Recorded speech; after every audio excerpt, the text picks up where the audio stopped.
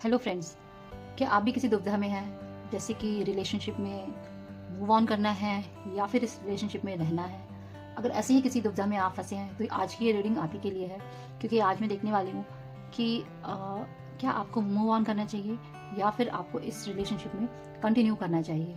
तो जो भी इन दुविधा में फंसे हुए हैं, जो भी नो कॉन्टैक्ट सिचुएशन में है, किसी तरह के कॉन्फ्लिक्ट में है अपने पार्टनर के साथ, या कन्फ्यूज़न में है, या बहुत दिन से उनसे बात नहीं हो रही है, या किसी तरह का ब्रेकअप सिचुएशन है, तो ये रीडिंग आपके लिए हेल्पफुल होने वाली है। तो ओपन माइंडेड होकर इस रीडिंग को सुने। ये रीडिंग टाइमलेस है। आप जब भी इस रीडिंग को सुनेंगे, ये रीडिंग आपके लिए तभी रेजोनेट करेगी, और जितनी भी रेजोनेट करेगी आपको उतना ही लेना है, क्योंकि ये एक जनरल एंड कलेक्टिव रीडिंग है, तो सभी के लिए मैसेजेस आएंगे। तो मैं डिवाइन और यूनिवर्स से प्रे करती हूँ कि आपको आपके सवालों के जवाब मिले, आपको सही गाइडेंस मिले। हे यूनिवर्स, प्लीज़ गाइड करे कि जो भी बस इस रीडिंग को देखने आए हैं उनको आप उनके आंसर्स तक ज़रूर पहुँचा दें और उन्हें गाइड करें कि उन्हें क्या करना है। Thank you so much. तो आइए फ्रेंड्स, रीडिंग को शुरू करते हैं।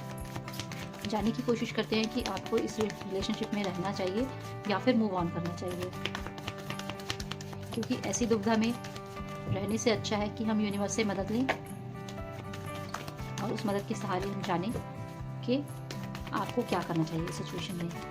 Thank you universe, thank you so much. तो उन्होंने हमें पहला कार्ड दिया है, एस ऑफ कप्स।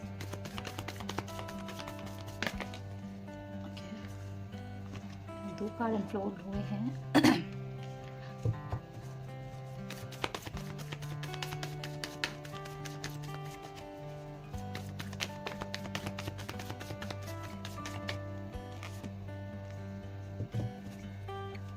सारे कार्ड्स निकालने के बाद मैं कार्ड्स को एक्सप्लेन करूंगी।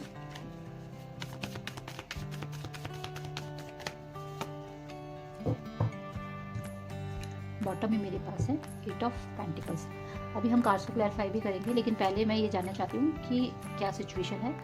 तो देखिए फ्रेंड्स, मुझे आपकी सिचुएशन में बहुत सारा प्यार और अट्रैक्शन तो नज़र आ रहा है। ये कोई भी ऐसा पर्सन है जिसके साथ आपका फायरली अट्रैक्शन है। बहुत सारा फिजिकल अट्रैक्शन भी आप दोनों को बांधे हुए है, बहुत सारा इमोशनल अट्रैक्शन भी आप दोनों को बांधे हुए है। तो आप दोनों एक ही सिचुएशन में हैं, एक दूसरे के साथ बहुत ही ज़्यादा बाउंड महसूस करते हैं। ये ऐसा रिश्ता बनकर रह गया है कि ना तो ये छोड़ा जाता है और ना ही आप इस रिश्ते में रह पा रहे हैं। बहुत सारी कॉन्फ्लिक्ट, लड़ाइयाँ या कुछ ऐसी चीज़ें भी हो सकती हैं, जैसे कि पास्ट की बातों को बार बार रिपीट करना। हो सकता है कि आपके पार्टनर या आप दोनों में पास्ट को लेकर ज़्यादा लड़ाई झगड़े होते होंगे, पुरानी बातों को लेकर ज़्यादा बार बार आप लोगों में लड़ाई होती होगी, या आप लोगों की जो भी सिचुएशन है वो बार बार ख़राब हो जाती होगी पास्ट की बातों को लेकर कि तुमने ऐसा किया, तुमने ये किया, तुमने मेरे कॉल्स नहीं उठाए, तुमने मुझे टाइम नहीं दिया, या तुमने मेरे साथ अच्छा नहीं किया, या तुमने मुझे ये शब्द बोले। तो इस तरह की कोई पुरानी बातें लेके आप दोनों में बहुत ज़्यादा कॉन्फ्लिक्ट होता हुआ मुझे यहाँ नज़र आ रहा है। लेकिन इसके साथ साथ मुझे आप दोनों में एक फायरी अट्रैक्शन भी नज़र आ रहा है। ऐसा भी नज़र आ रहा है कि आप दोनों फिजिकली भी बहुत क्लोज हैं, और फिजिकल अट्रैक्शन भी आप दोनों में बहुत ज़्यादा है। आप दोनों एक दूसरे को फिजिकली बहुत पसंद करते हैं और एक दूसरे के साथ रिलेशनशिप में फिजिकली भी बंधे हुए हैं। तो ये भी चीज़ मुझे यहाँ पर नज़र आ रही है। और ये भी कह सकती हूँ कि ये रिश्ता ऐसा है जिसमें कई बार लड़ाई झगड़े हुए हैं, कई बार आपकी इस पर्सन के साथ ब्रेकअप जैसी सिचुएशन हुई है, लेकिन फिर से आप लोग मिले हैं, पैचअप हुआ है, आपने दोबारा से इस पर्सन को माफ़ करके और दोबारा से इसके साथ नई शुरुआत की है। कभी कभी इस पर्सन ने भी आपके साथ नई शुरुआत की हो सकती है। एक चीज़ और मैं यहाँ पर महसूस कर पा रही हूँ कि आपकी जो पर्सन है, जो भी सिचुएशन इस टाइम पर आई है, आपको बार बार ये गिल्ट फील होता होगा कि ये जो सिचुएशन आई है ये मेरी वजह से आई है, या मेरी तरफ से कुछ गलती इस बार हुई है। लेकिन ये जो सिचुएशन है, इस सिचुएशन में ये बहुत सभी के साथ मुझे लगता है रेजोनेट ना भी करे, लेकिन बहुत सारे ऐसे मेरे व्यूवर्स मुझे दिखते हैं जिनके साथ ये बात रेजोनेट करेगी, जो खुद में ग्रीफ में है या गिल्ट में है कि हाँ, मुझसे गलती हुई है और मेरी गलती की वजह से ही हमारे रिलेशनशिप में ये सिचुएशन आई है। और एक्चुअली आप लोग चाहते हो कि ये इस रिलेशनशिप में एक पीसफुल पैचअप हो जाए, यूनियन हो जाए। आपके पार्टनर में मुझे एक चीज़ ये नज़र आती है कि ये पर्सन जो है ये बहुत ही जिसको बोलते हैं ना मुंहफट किस्म के, या साफ जवाब दे देने वाले, या साफ बोलने वाले, इस तरह की ये पर्सन है। हालांकि ये लॉजिकली प्रैक्टिकल इंसान है, बहुत ज़्यादा प्रैक्टिकल इंसान है, बहुत लॉजिक से चलते हैं, इमोशंस से ये नहीं चलते हैं। लेकिन इमोशनल हैं पर ये शो भी नहीं करते हैं। जो भी इमोशंस इनके हैं, ये जितने हैं ये उतने आपको शो नहीं करते। ये हमेशा अपने इमोशंस को छुपा कर रखते हैं और अपनी प्रैक्टिकल साइड को जो है ये ज़्यादा ऊपर रखते हैं। और आप दोनों के बीच में है कंडीशनल अनकंडीशनल लव तो है, एक दूसरे को आप प्यार तो करते हो अंदर ही अंदर, लेकिन ऊपर से बहुत सारी कंडीशंस एक दूसरे के ऊपर थोपने के लिए आप लोग तैयार रहते हो। तो ये जो ऊपर की कंडीशंस हैं, ये जो है ये आप लोगों को जो है लड़ाई झगड़े या कॉन्फ्लिक्ट की तरफ ले जाती है। मैं ये भी बोलना चाहूँगी कि आप दोनों ही इस रिलेशनशिप पर वर्क तो करना चाहते हैं, आपके पर्सन और आप दोनों ही इस रिलेशनशिप को आगे तो बढ़ाना चाहते हैं, लेकिन जो प्रॉब्लम्स अभी चल रही हैं, जो समस्याएं अभी चल रही हैं या जिस वजह से कॉन्फ्लिक्ट हुआ है, वो चीज़ सॉल्व होने पर नहीं आ रही है। तो आइए देखते हैं कि क्या होगा, आपको क्या करना चाहिए इस रिलेशनशिप में। आपको मूव ऑन करना चाहिए या आपको रहना चाहिए। ब्रेकअप सिचुएशन है, हो सकता है किसी थर्ड पार्टी की वजह से आप दोनों में ये सिचुएशन आई है, कोई थर्ड पर्सन या रीज़न है। हो सकता है आपके पर्सन का वर्क हो सकता है, काम हो सकता है, कोई पर्सन ऐसा हो सकता है जिसकी वजह से आप दोनों के बीच में ब्रेकअप जैसी सिचुएशन आ गई है। मेरे पास नेक्स्ट कार्ड है मैजिशियन का। देखिए हार्ट में तो मैं यहाँ देख रही हूँ कि बहुत पेन है, और ये पेन सिर्फ आप ही को नहीं है, आप सिर्फ ऐसा महसूस कर रहे होंगे कि ये आपको है, लेकिन ये आपको ही नहीं है, ये दूसरे पर्सन को भी है। यानी कि आपके पार्टनर को भी ये पेन है जो आप फील कर रहे हो, ऐसा पेन उनको भी फील हो रहा है, क्योंकि रिलेशनशिप में वो भी हैं, बंधे हुए आपसे वो भी हैं। और जैसा आपको लग रहा है कि ऐसा वो फील नहीं कर रहे होंगे या उनके मन में कोई टेंशन नहीं होगी, तो ऐसा बिल्कुल भी नहीं है। वो पर्सन भी बहुत ही ज़्यादा टेंशन में है। कुछ एक पार्टनर्स ऐसे भी मुझे यहाँ पर नज़र आ रहे हैं जो कि ड्रिंक या स्मोक ज़्यादा कर रहे हैं इस टाइम पर, ठीक है। तो देखिए आगे के कार्ड्स में आपको एक्सप्लेन करना चाहूँगी कि यहाँ पर जो सिचुएशन निकल कर आ रही है, ये जो पर्सन है, ये पर्सन चाहता तो है वापस आने का, ये 100% आपकी तरफ आना चाहता है, पूरा मन है इसका वापस आने का, बट इस पर्सन को अभी इग्नोरेंस फील हो रही है। इसे लग रहा है जैसे कि आप इसे इग्नोर करने लगे हो, आपके मन में पहले जैसा प्यार नहीं रहा, आपके मन में पहले जैसी भावनाएं नहीं रही, और उन भावनाओं के ना होने की वजह से ये पर्सन जो है वो इग्नोर सा फील कर रहा है। ये पर्सन अपने आप को खुद को रोक रहा है आपकी तरफ बढ़ने से, मतलब कि कोई फर्स्ट स्टेप लेने से, कोई एक्शन लेने से ये पर्सन मुझे अपने आप को रोकता हुआ नजर आ रहा है फिलहाल। तो जितना भी अट्रैक्शन इसको आपकी तरफ हो रहा है, जितना भी इसका मन आपसे बात करने का कर रहा है, या जो भी सिचुएशन में आप हो और ये पर्सन आपकी तरफ आ सकता है, फिर भी ये पर्सन नहीं आ रहा है क्योंकि ये खुद को रोक रहा है। ऐसा नहीं है कि इसका मन नहीं कर रहा है आने का, ये या ये पर्सन आना नहीं चाहता, ये आना चाहता है, पर ये पर्सन खुद को रोक रहा है इस टाइम पर। ये रोक तो रहा है, लेकिन ये मैनिफेस्ट कर रहा है, मतलब कि मन ही मन सोच रहा है कि काश आपका कॉल आ जाए, काश आपसे बात हो जाए, काश आपसे कोई मीटिंग हो जाए, आपसे ये मिल ले।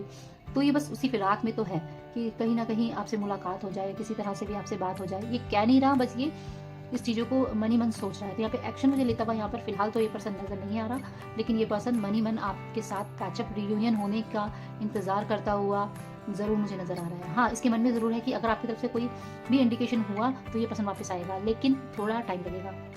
देखिए ऐसा ना हो कि आप रीडिंग सुन के जल्दीबाजी में उनको कॉल कर दे और आप सोचिए कि वो पर्सन तो आने के लिए बैठा है तैयार और मैं कॉल कर देती हूँ तो ये पर्सन झट से आ जाएगा। ऐसा नहीं है कि ये, क्योंकि हर इंसान के इमोशंस ना अप डाउन होते हैं, बहुत ज़्यादा जल्दी जल्दी नहीं बदलते हैं, और किसी किसी के जल्दी जल्दी भी बदलते हैं, लेकिन समय तो थोड़ा बहुत लगता ही है। जैसे आज मुझे गुस्सा आया तो मेरा गुस्सा शांत होने के लिए मुझे एक दिन लगेगा। आज मैं जिस चीज़ के बारे में जितना सोच रही हूँ, कल हो सकता है मैं उस चीज़ के बारे में उतना ना सोचूं। तो इसी तरह जब ये धीरे धीरे कुछ दिन बीतेंगे तो ये पर्सन जो है आपकी तरफ आने की कोशिश करेंगे, तो आपको अभी कोई एफर्ट लेने की ज़्यादा ज़रूरत नहीं है। हाँ, बाकी मैं इस रीडिंग से आपको ये तो बता सकती हूँ कि ये पर्सन जो है, इंटेंशन इनका गलत तो नहीं है आपके लिए, इंटेंशन इनका ठीक है, इनके मन में भी प्यार है। हाँ, लस्ट है, बिल्कुल लस्ट है, क्योंकि लव भी है और लस्ट भी है। फिजिकल अट्रैक्शन के साथ साथ इमोशंस भी मैं इनके आपके साथ अटैच देख रही हूँ। ये भी देख रही हूँ कि ये पर्सन आपको मैनिफेस्ट कर रहे हैं, और मैनिफेस्ट इंसान तभी करता है जब वो किसी को सच में पाना चाहता है, सच में उसका मन, उसका दिल वो जुड़ाव महसूस करता है, तभी वो पर्सन जो है आपके साथ मिलना चाहता है या आपका होना चाहता है, और ये पर्सन वापस भी आना चाहता है। तो इन सारी कार्ड्स के बेस पे तो मैं ये बोल सकती हूँ कि आपको इनका वेट करना चाहिए, मूव ऑन नहीं करना चाहिए, क्योंकि ये पर्सन खुद भी आना चाहते हैं और रिलेशनशिप को एंड तो यहाँ पर ये पर्सन नहीं करना चाहते हैं। हालांकि अभी वो फील कर रहे हैं कि ऐसा लग रहा है आपको या उनको भी कि रिलेशनशिप जो है वो एंड होने की तरफ ही जा रहा है या एंड हो चुका है। लेकिन देखिए एक कमाल का जो कार्ड है वो मेरे बॉटम ऑफ द डेक में आया है, जिसको बोलते हैं 4 ऑफ वैंड्स। अब ये 4 ऑफ वैंड्स कार्ड क्या है? 4 ऑफ वैंड्स हमें ये बताता है कि इस रिलेशनशिप में आगे आने वाले फ्यूचर में सक्सेस है।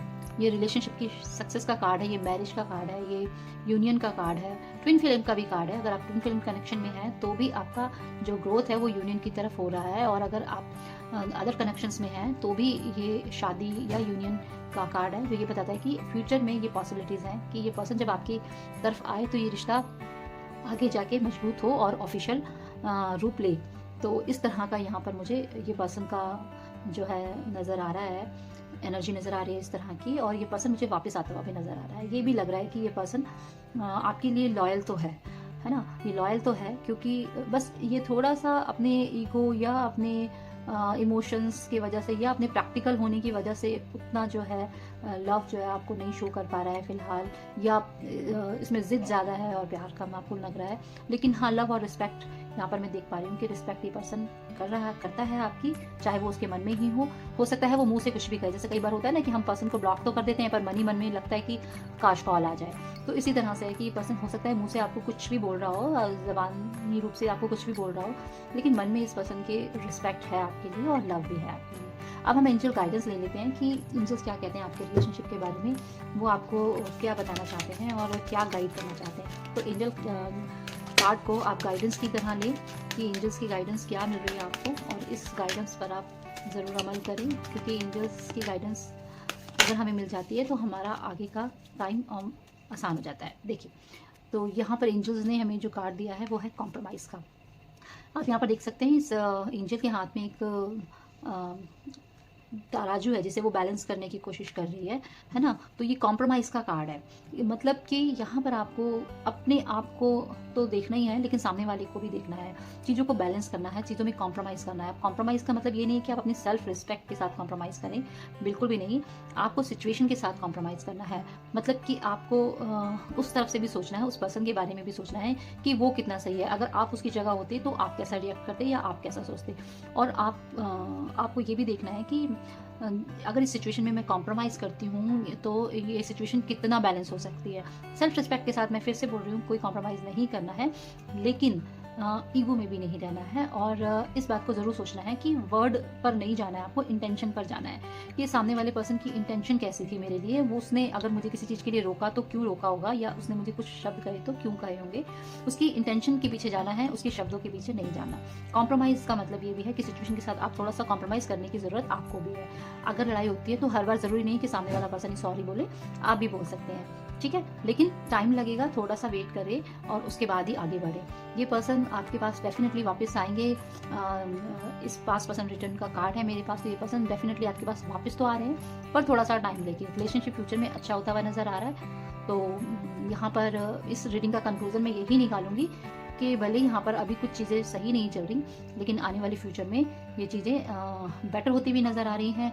डिवाइन ने भी आपको बोला है कि कॉम्प्रोमाइज़ कर लीजिए सिचुएशन के साथ, और सक्सेसफुल रिलेशनशिप का कार्ड भी मेरे पास बॉटम में है। तो अगेन ये कंक्लूजन यही निकलता है कि आप मूव ऑन ना करें और थोड़ा धैर्य रखें, वेट करें, सिचुएशन के साथ थोड़ा सा कॉम्प्रोमाइज़ करें, ताकि आपका रिलेशनशिप बना रहे और अच्छा रहे, क्योंकि इस पर्सन की जो इंटेंशंस हैं आपके लिए वो बिल्कुल भी मुझे ख़राब यहाँ पर नहीं दिखाई देती हैं। हाँ, थोड़ा सा फिजिकल अट्रैक्शन जो है उसको आपको देखना है कि वो उसको आपको कैसे लेना है। आप फिजिकल चीज़ों में ज़्यादा ना फंस के इस चीज़ को बैलेंस करें, और अदरवाइज़ पूरी रीडिंग बहुत पॉजिटिव है। ठीक है, तो मिलते हैं अगली रीडिंग में। ऐसी ही रीडिंग्स के लिए आप मेरे चैनल को सब्सक्राइब कर सकते हैं और बेल आइकन को हिट कर सकते हैं, ताकि नोटिफिकेशन आपको मिलती रहे। और अगर कोई रीडिंग का टॉपिक आप सजेशन देते हैं तो मैं उस टॉपिक को ज़रूर लूँगी, और आप ही के सवालों पर मैं रीडिंग करती हूँ। तो मिलते हैं अगली रीडिंग में, तब तक के लिए बाय बाय फ्रेंड्स।